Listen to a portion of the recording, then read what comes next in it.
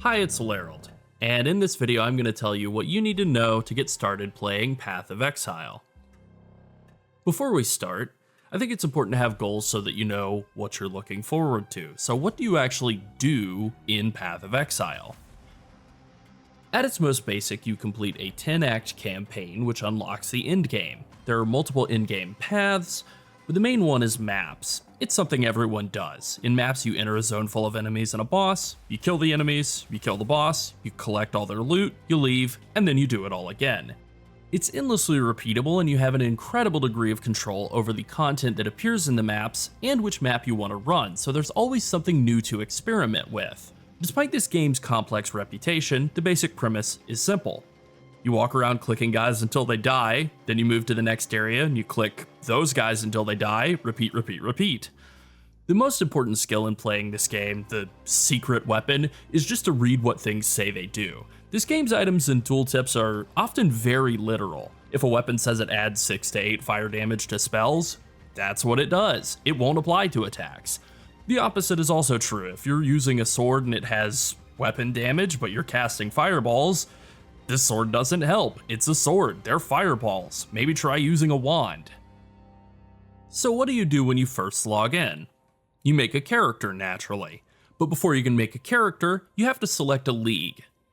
What you want to choose is the current challenge league. Right now that's Affliction. It will be different in the future, but I can't see the future. In any case, it will be the middle option in this menu here. It's where all the people are, and it is where you generally want to play. There are several harder optional game modes, Solo Self-Found, which is playing alone, or Ruthless. You really don't want to worry about these while you're starting out. Now, which class should you choose? Path of Exile is built around 3 primary stats: Strength, Dexterity, and Intelligence. There are 6 classes, 1 for each stat: Marauder for Strength, Witch for Int, and Ranger for Dex. There's also 1 for each overlap of stats, so Templar for Strength and Int, Shadow for Int and Dex, and Duelist for Strength and Dex. There's a common refrain that the starting class doesn't matter, and this is true for experienced players, but for a beginner, I disagree. When you're just starting out, choosing something that's thematically consistent with what you're trying to do is important, because the available skills in the early part of the game will be determined by the class you choose, and they're going to be thematically consistent with the class you've chosen. If you choose the Strength class, you're going to get Strength skills. Skills are different in Path of Exile from every other game. How? Skills in Path of Exile are contained in items called skill gems. They're not dictated by the character class. This isn't World of Warcraft where you hit level 10 on a warrior and now you have Shield Slam. Skill gems you get as quest rewards in the first few acts in the campaign are dictated by your class, but by Act 3 you gain access to all of the skill gems across all classes. The way you use skill gems is by socketing them into your gear. They can be freely removed and replaced. There are 2 main ways to increase their power. You can level them up, because skill gems have levels and equipped skill gems gain experience whenever you do, so leveling up levels your skill gems too. And you can link them to support gems. Support gems do what their name says, they support skill gems. Here are a couple of examples. You can get extra projectiles, increased crit chance, or added fire damage. How do you link them? You look at the piece of armor or weapon that you're wearing. If there's a little link between the sockets, then those sockets are linked. You can link up to 6 sockets in a single piece of gear. The order of gems doesn't matter. Anything that's in a linked set of sockets is in that linked set. Sockets have colors and gems have colors, and the colors correspond to the stats: red for strength, blue for int, and green for dex. You can only put a red gem in a red socket, green gem in a green socket, blue gem in a blue socket. How do you know if a support gem will work with a skill gem? You look at the tags. These will tell you a gem's effects, and they're right below the name. We'll start with an example. Here's a support gem, Lesser Multiple Projectiles. It grants 2 additional projectiles, and the tags on it are Support and Projectile. Now here are 2 skill gems. Splitting Steel, the tags on it are Attack, Projectile, AoE, and Physical. Here's Heavy Strike, the tags on it are Attack, Melee, and Strike. In this case, Lesser Multiple Projectiles would support Splitting Steel. It would make it fire 2 extra projectiles. It wouldn't support Heavy Strike because there are no projectiles in Heavy Strike. You just strike, and it's kinda heavy. So what is the best skill to start with? There's no real clear answer, and that's kind of what's great about Path of Exile. There is hundreds of possible answers. As a new player, the best course of action is not to try to rush to the endgame, but to take your time and experiment with the skill gems given to you as quest rewards and see what feels the most fun to use. With that being said, if you really want a recommendation, I do encourage using spells. There's a massive variety of visuals and effects from spells, and spells are generally a little easier to use than attacks. For one, spells can't miss their target. Attacks can miss. They require accuracy to guarantee a 100% hit chance, but spells don't ever miss. Spells scale off of gem levels and supports, whereas attacks scale off of gem levels, supports, and weapon damage. So there's a bit more pressure to maintain a good weapon while you're leveling, which adds a bit more challenge when you're still learning the game. There are several other types of skills: minions, traps, mines, which you have to detonate. You throw them out and then detonate them by hand. A little trick for that is if you do want to play mines, which I think are quite good, you can bind detonate mines to your left mouse button. So you throw out the mines with your right mouse button, and then just by walking with your left mouse button, you're blowing up the mines. Pretty convenient. I will give one word of warning against totems. They were the first build I ever played, and they were part of the reason that I took a couple of years to actually get into this game. Frankly, I got a bad recommendation to use attack totems. I didn't care for them at all. They're useful as buffs, but as a primary source of damage, I found totems to be pretty boring. They are a common recommendation for newer players, but I just didn't find them all that engaging. You set them down and then you're walking around and not really engaging with the game. Didn't really do it for me. Now let's talk about gear. It has tons of depth and complexity, but at its most basic, you pick it up and you wear it. The bonuses do what they say they do. If it says it gives life, it gives life. During the campaign, gem sockets on armor can often be more important than the stats on the piece of gear because you need the correct gem sockets to use the skills and support gems that you want. Gear comes with stat requirements. Armor and skill gems both have stat requirements, but they tend to be a little bit more stringent on gear. You get stats from the passive skill tree and from equipped items. Here are a handful of good stats to focus on while you're leveling. Movement speed. This is probably the best thing to get, especially early on, and it's normally only found on boots. Life. This is great, you need it to stay alive. Resistances. These will reduce the amount of non-physical damage you take, and a lot of the damage you take in this game is non-physical, so getting as much resistances as you can is good. Resistances are capped by default at 75%, but getting up to 75% is great.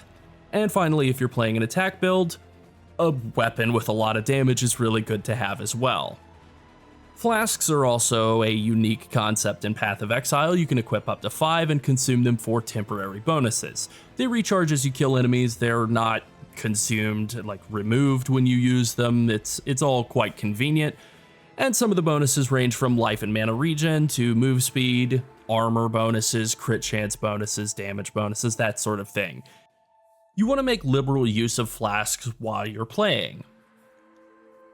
Now let's talk about the complex, terrifying passive tree. Everyone who's played Path of Exile for any length of time had that experience where they first killed Hillock, opened up the tree, and had a panic attack. As you level up, you gain skill points, and the skills that you assign in the passive tree are semi-permanent. This makes it so that your choices have some weight and there's some level of commitment. You do get a lot of respec points throughout the campaign, so you're able to erase some mistakes.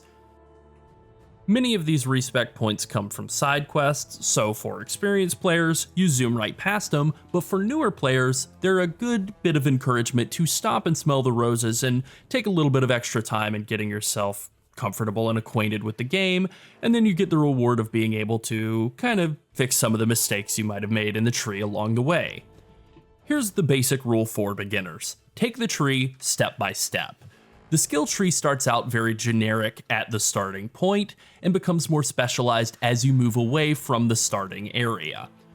It's a gradual increase in complexity that grows as you gain more understanding of the game and grow more as a player. Basically, what you want to do is you want to look around where you're at in the tree at nearby wheels of passives and find bonuses that correspond to what you're trying to do. Maybe you want to play a Unga Bunga big two-handed mace guy. You want to look for melee damage nodes around you. wheels that have two-handed weapon damage or mace damage, that sort of thing. Maybe you're playing a lightning witch, you would want to look for spell damage, lightning damage. While you're picking up damage nodes, you should also try to pick up some life nodes.